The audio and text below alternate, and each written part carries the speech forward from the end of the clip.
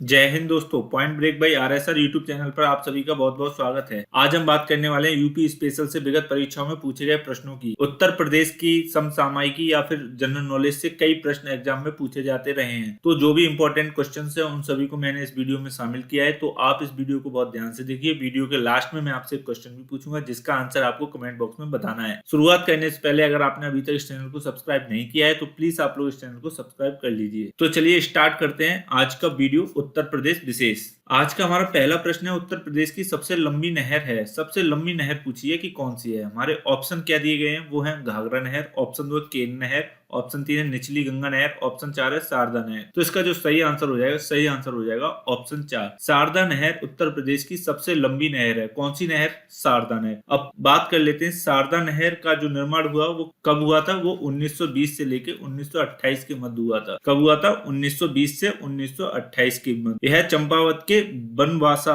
नामक स्थान पर शारदा नदी से निकली हुई है। यह उत्तर प्रदेश की सबसे लंबी नहर है। कौन सी है? शारदा नहर। बढ़ते हैं अपने अगले प्रश्न पर। अगला प्रश्न है हमारा क्वेश्चन नंबर 2।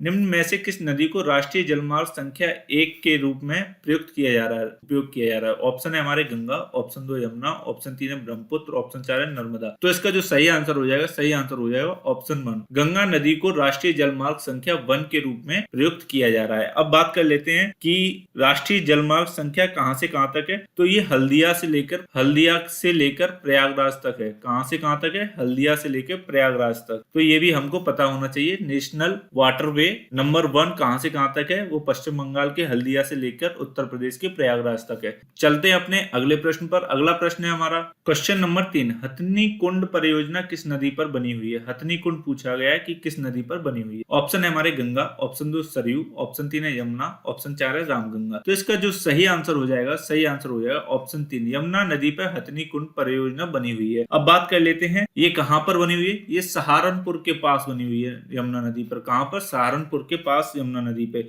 और इसका निर्माण कब हुआ था? इसका निर्माण हुआ था 1872 में। और एक प्रश्न ऐसे भी पूछा जा सकता है कि हथनी कुंड परियोजना से कितने राज्य लाभान्वित होते हैं। तो कितने राज्य होते हैं? 5। कौन कौन से हैं वो देख लेते हैं। तो एक है हमारा हरियाणा, दूसरा है हिमाचल प्रदेश, तीसरा है उत्तर प्रदेश, चौथा है दिल्ली और 5वां है राजस्थान। ये 5 राज्य हथनी कुंड परियोजना से लाभान्वित राज्य हैं। चलते हैं अपने अगले प्रश्न पर। अगला प्रश्न है हमारा क्वेश्चन नंबर 4। माता टीला परियोजना है। माता टीला परियोजना पूछी गई है, कौन सी नदी पर है? हमारे ऑप्शन दिए हुए हैं बेतवा पर, ऑप्शन 2 गोदावरी पर, ऑप्शन 3 है कृष्णा पर, ऑप्शन 4 है पेरियार पर। तो इसका जो सही आंसर हो जाएगा, सही आंसर हो जाएगा वो हो जाएगा ऑप्शन 1 बेतवा नदी पर माता टीला बांध परियोजना बनी हुई है। कौन सी नदी पर बनी हुई है? बेतवा नदी पर। चलते हैं अपने अगले प्रश्न पर। अगला प्रश्न है हमारा क्वेश्चन नंबर 5। निम्न में से कौन यमुना नदी की सहायक नहीं है? यमुना नदी की सहायक नदी पूछी गई है कि कौन सी नहीं है। तो हमारे ऑप्शन दिए हुए हैं केन, ऑप्शन 2 बेतवा, ऑप्शन 3 है चंबल, ऑप्शन 4 है कल्याणी।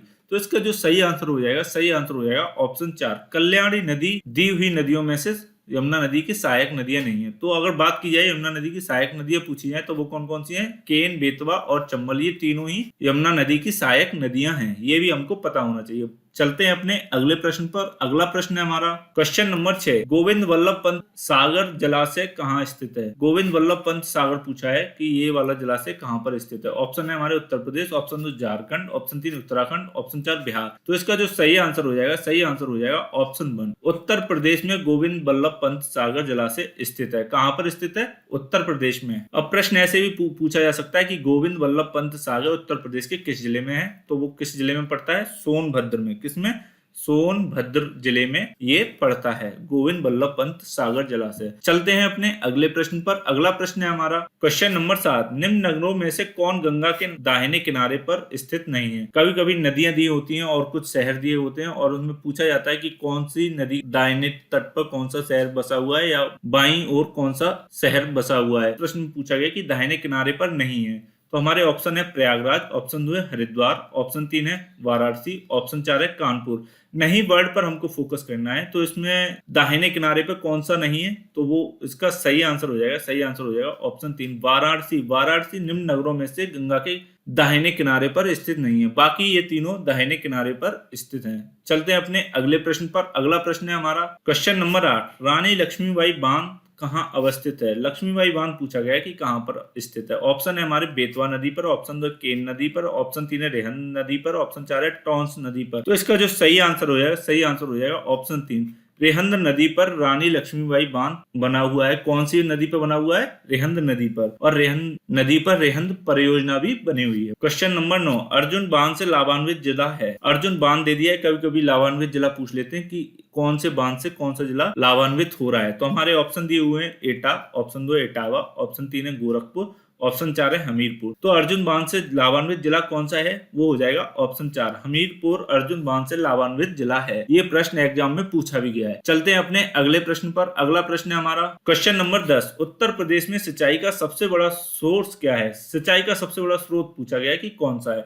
ऑप्शन है हमारे नहर, ऑप्शन 2 है तालाब, ऑप्शन 3 है नलकूप, ऑप्शन 4 है कुआं। तो इसका जो सही आंसर हो जाएगा ऑप्शन 3 नलकूपों के द्वारा उत्तर प्रदेश में सबसे ज्यादा सिंचाई होती है। किसके द्वारा होती है? नलकूपों में। लगभग कितना होता है? लगभग 70% के आसपास यह सिंचाई में अपना योगदान देते हैं नलकूप, और ये लगातार बढ़ रहा है। चलते हैं अपने अगले प्रश्न पर। अगला प्रश्न है हमारा क्वेश्चन नंबर 11, सरयू नहर का उद्गम स्थल पूछा गया है कि कौन सा है। सरयू नहर का उद्गम स्थल है तो हमारे ऑप्शन है कतरनिया, ऑप्शन 2 है हरिद्वार, ऑप्शन 3 है बिजनौर, ऑप्शन 4 है इनमें से कोई नहीं।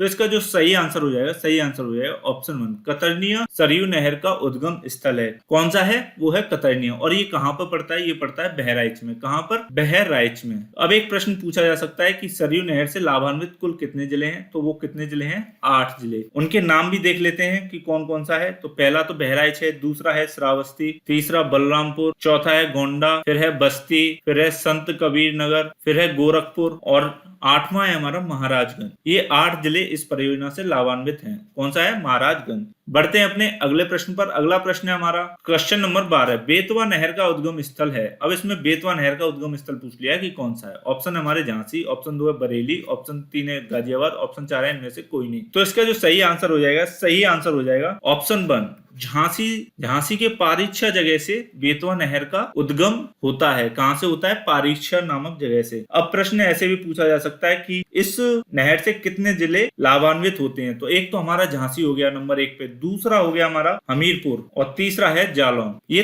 3 जिले बेतवा नहर से लाभान्वित होते हैं। तो ये थे आज के हमारे प्रश्न। अब चलते हैं कल के प्रश्न पर जो कि आपसे पूछा गया था। कल का प्रश्न था हमारा योजना विधि के प्रतिपादक हैं। योजना विधि के प्रतिपादक पूछे गए थे कौन है। तो इसका जो सही आंसर था वो था किलपैट्रिक। अब आते हैं आज के प्रश्न पर जिसका जवाब आपको कमेंट बॉक्स में देना है। आज का प्रश्न है हमारा उत्तर प्रदेश में सिंचाई का सबसे बड़ा सोर्स कौन सा है। सिंचाई का सबसे बड़ा सोर्स पूछा गया है। तो ये 4 हमारे ऑप्शन दिए गए। इनमें से जो भी आंसर आपका सही हो वो उसको आप कमेंट बॉक्स में कमेंट करके जरूर बताएं।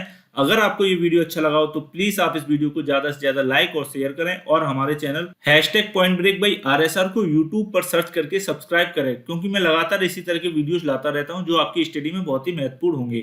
Thanks for watching. जय हिंद।